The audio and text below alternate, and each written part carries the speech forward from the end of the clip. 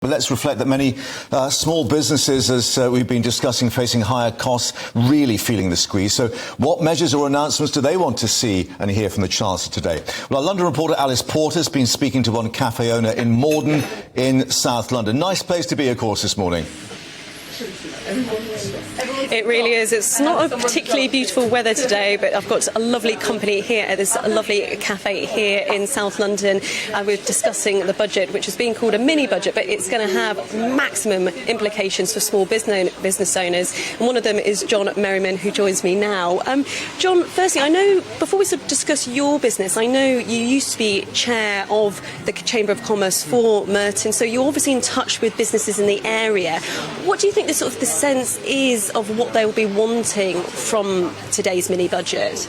There have been a lot of changes over the last few months and years, and a lot of them have been quite big shocks. And I think what we all need, so I can't speak on behalf of all businesses, however, what we need here, and what I know some of the other small businesses need, is some consistency. We need some things that aren't going to change all the time, like the national insurance changing only in April this year and then being reversed. That means that we have to go back to the drawing board to restructure how we do our finances as well. So we just need some consistency on a small business level as well. And let's talk about your business, because you've got this beautiful, lovely coffee shop here, but you've also got recording studios behind me. So you've got sort of two businesses that you're operating, and I presume your energy costs are through the roof at the moment. Yeah, the coffee shop actually uses a substantial amount just in this one room here. We're in February this year we were paying about between 200 and 300. I think it was £263 was that bill. The bill for the last quarter was around 1,000. The last month. So capping it at that really doesn't help us, because it's already just a ridiculous price to be paying for a small business.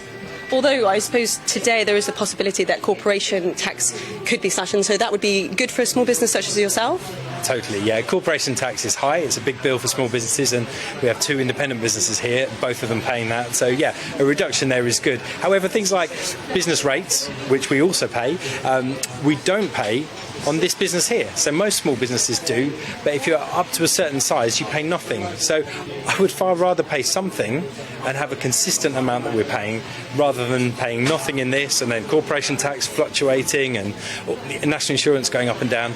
Set some levels that work for small businesses in communication with small businesses and keep it consistent.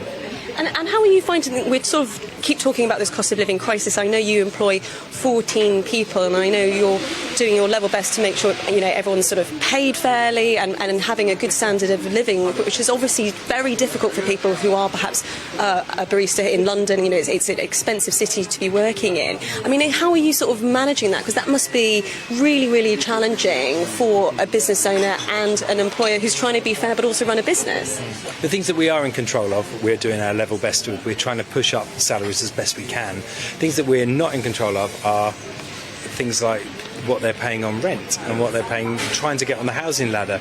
It's becoming more and more impossible for them to do that. We can't help them with that, but the government in something like this should really be focusing on those positions rather than increasing the cap on businesses, getting all the bosses of bankers getting those kind of increases. It just doesn't trickle-down thing. It's never worked. I don't see it working or ever benefiting people who work somewhere like the hospitality sector. Well, look, thank you very much for speaking to me. I think that's interesting, that the whole debate about the trickle-down effect, as we were just speaking there to Liam, is obviously very contested and quite controversial, I think, in some ways. And I think there will be a lot of discussion about that today, when we're expecting more information on the mini budget within the next 15 minutes or so.